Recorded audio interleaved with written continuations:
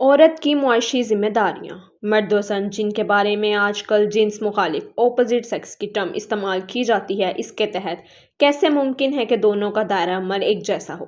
دونوں جنس اپنی جسمانی حیت، طاقت، سوچنے کی صلاحیت، غرض ہر لحاظ سے ایک دوسرے سے مختلف ہیں، تو یہ کیسے ممکن تھا کہ دونوں اجناس کا دائرہ مکمل ایک سا ہو؟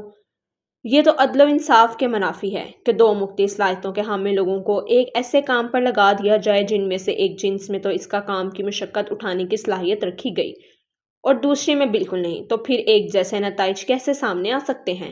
انصاف کا تقاضا تو یہ ہے کہ جو صلاحیتیں قدرت کی طرف سے ان میں رکھی گئی ہیں اور جن ذمہ داریوں کا انہیں پابند کیا گیا ہے، ان سے وہی کام لیا جائے، پھر بہترین نتائج کی امید بھی رکھی جا سکتی ہے اور حاصل بھی ہوتی ہیں۔ اور جب یہ کہا جاتا ہے کہ اسلام ایک مکمل ضابطہ حیات ہے، تو اس میں کوئی شک نہیں، بلا شبہ یہ وہی واحد دین ہے جو ہر میدان زندگی میں ہماری مکمل رہنمائی کرتا ہے، چاہے اس کا تعلق سیاست سے ہو یا معاشرت اور سماج سے، یہاں تک کہ حقوق و فرائض کے دائرہ میں بھی اسلام نے مرد و زن کے حوالے سے رہنمائی دی ہے اور دونوں جنس کے دائرے عمل کی مکمل وضاحت کر دی ہے۔ کسی بھی سماج کی نشو و نما میں خاندان کا مضبوط ہونا ہی بے حد ضروری ہے اور خاندان کی بنیادی اکائی مرد اور عورت ہیں۔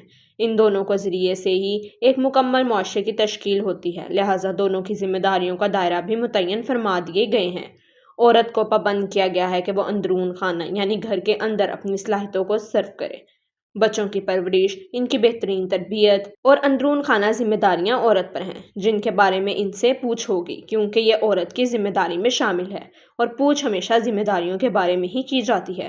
فرمان رسول صلی اللہ علیہ وآلہ وسلم کے مطابق عورت اپنے شوہر کی بستر کی حفاظت کرے گی اور اس کی اولاد کی، جبکہ دوسری طرف باہر یعنی معاش کی ذمہ داری مرد پر ہے۔ یہ مرد کی ذمہ داری ہے کہ وہ کما کر لائے اور اپنے اہل و عیال پر خرچ کرے، اور اس ذمہ داری سے وہ کسی طور پر بھی بری نہیں ہو سکتا۔ فرمان رسول اللہ صلی اللہ علیہ وآلہ وسلم کے مطابق تو صاحب معاش یعنی ایسا مرد جو ایک خاندان کی کفالت کر سکتا ہو، یعنی بیوی کے بنیادی حقوق، مکان، لباس اور خوراک کو پورا کر سکے اور آنے والی نسل کی کفالت بھی کر سکے، وہ نکاح کرے۔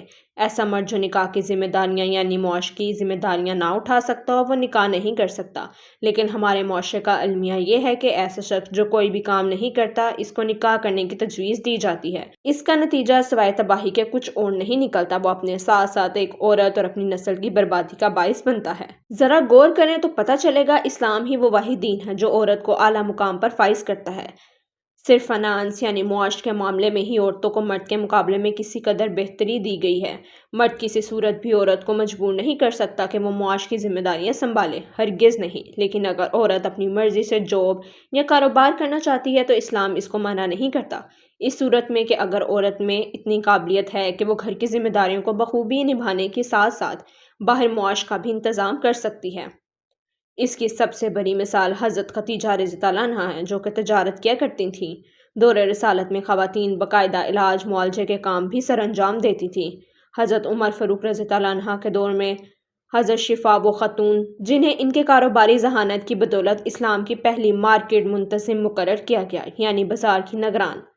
تاریخ اسلام ایسی باذوق عورتوں کے ناموں سے بھری پڑی ہے جنہوں نے ہر شعبہ زندگی میں کام کیا اور معاشی طور پر خود کفیل ہوئیں۔ لہٰذا جہاں ہر مرد کی فضیلت عورت پر معاش کی ذمہ داریوں کے ساتھ مشروط ہے، ایسے ہی عورت کے حقوق بھی اس کے ذمہ داریوں کے ساتھ مشروط ہیں۔ عورت پر ذمہ داری ہے کہ شریعت کے مطابق مرد کی اطاعت کرے اور اس کے مال، اولاد اور اپنے نفس کی حفاظت کرے۔ اگر ایک عورت ان ذمہ داریوں سے لاتعلقی کا اظہار کرے گی تو وہ بھی ان حقوق سے محروم ہو جائے گی جن کا وعدہ اسلام اس سے کرتا ہے، اور یہ حقوق و فرائض کی بہترین مثال ہے جو صرف دین اسلام ہی پیش کر سکتا ہے، کیونکہ کسی انسان کا بنایا ہوا قانون نہیں بلکہ یہ اللہ کا بنایا ہوا قانون ہے، ہر غلطی سے پاک۔